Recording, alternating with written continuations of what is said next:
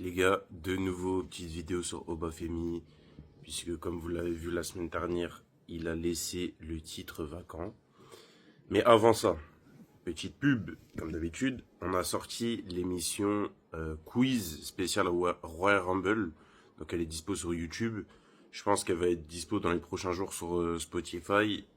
Abdel, il n'a pas encore mis le fichier encore sur les applis de streaming audio, mais ça ne saurait tarder.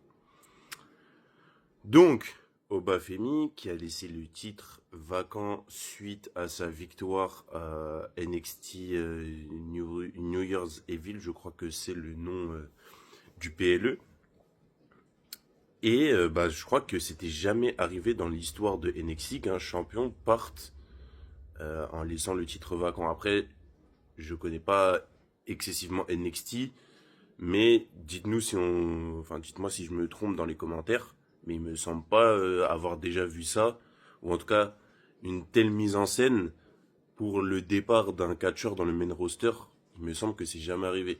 Donc ça veut dire, je pense qu'ils lui font énormément confiance, qu'ils ont beaucoup d'attentes envers lui. La preuve, il y a eu tous les packages vidéo ces dernières semaines à Raw, SmackDown, on ne sait pas trop où il va aller. Donc ça c'est super intéressant parce que du coup on peut imaginer qu'il ait un rôle plus ou moins important dans la road. Il y a plusieurs possibilités, je pense. Bon, à mon avis, il gagnera pas un Rumble ou un Chamber, ça me paraît un peu tôt. Mais bon, on sait jamais. Mais je pense que ce sera pas cette année.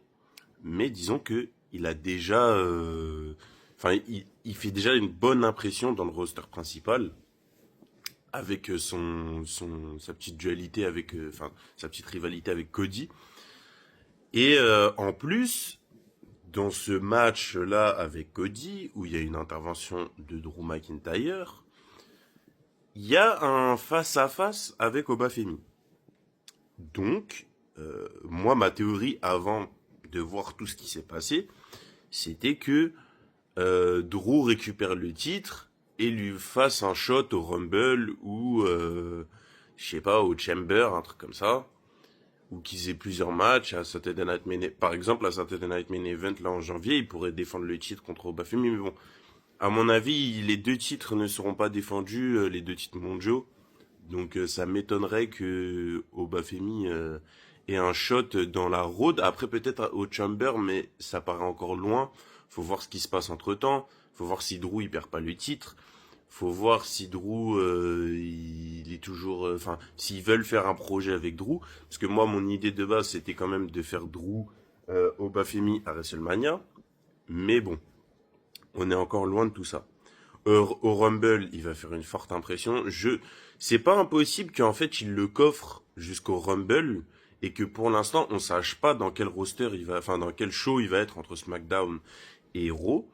Donc voilà. Est-ce que j'oublie des choses? Oui. Sûrement qu'il sera et au Rumble et au Chamber. Ça me paraît évident. Ça, et il peut avoir un programme à WrestleMania, soit pour un titre mid-card, soit comme j'ai dit avec Drew McIntyre, s'il lui coûte le titre, ils peuvent faire une histoire, un contre un, Drew McIntyre contre Obafemi. Après, comme j'avais dit dans une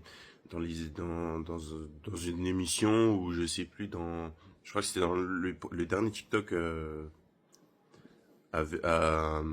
Soit avec Trick Williams, soit avec Obafemi, je sais plus. Mais je disais que en fait, c'est des mecs qui ont des passifs avec les mecs qui sont déjà montés et qui ont un passif à NXT. Genre, je crois que je disais ça dans la vidéo de Trick Williams, où je disais que Trick Williams avait un passif avec Braun Breaker, Solo et tout. Et Obafemi, il a un passif avec Trick Williams, il a un passif avec Carmelo Hayes, je sais pas, mais peut-être. Il a un passif avec Breaker peut-être aussi. Donc il y a de quoi faire des histoires. Tu peux même faire un triple menace à Mania, Jacob Fatou, Obafemi, Drew McIntyre. Tu peux faire un 1 contre 1 Obafemi, Jacob Fatou.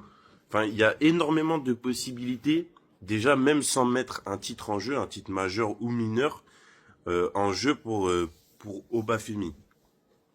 Alors maintenant, à voir, comme je dis là depuis le début, jusqu'où en fait ils veulent le coffrer parce que, enfin, jusqu'où ils veulent le faire monter parce que c'est vrai que il y a eu quand même des vidéos, il laisse le titre vacant, il a eu des altercations avec des mecs, des gros mecs du main roster, en l'occurrence le champion et le vice-champion. Donc, il y a quand même des petits signes qui pourraient nous faire dire, ok, est-ce qu'ils veulent pas direct l'envoyer dans le OOO ou alors est-ce qu'ils vont attendre un petit peu? Nous, je pense dans la team, on est plus dans l'idée que ils vont attendre un peu avant de lui faire vraiment monter dans les hautes sphères du main event. On pense qu'il a pas assez prouvé dans le roster principal, et ce qui est vrai, hein. Il a qu'une promo avec Cody et un match avec lui. Bon, après, je dis qu'une, mais il y en a beaucoup dans le vestiaire, je pense, qui aimeraient bien avoir ce genre de parcours. Mais en tout cas, c'est quand même relativement peu par rapport à d'autres qui ont déjà tourné avec les plus gros du roster. Donc voilà, dites-nous vous ce que vous pensez de Obafemi, si vous pensez qu'il va remporter le Rumble, est-ce qu'il va remporter le Chamber, si aucun des deux ils vont attendre et le mettre sur un programme un peu moins important comme nous on pense. Donc voilà, dites-nous tout ça et puis allez voir le quiz sur YouTube.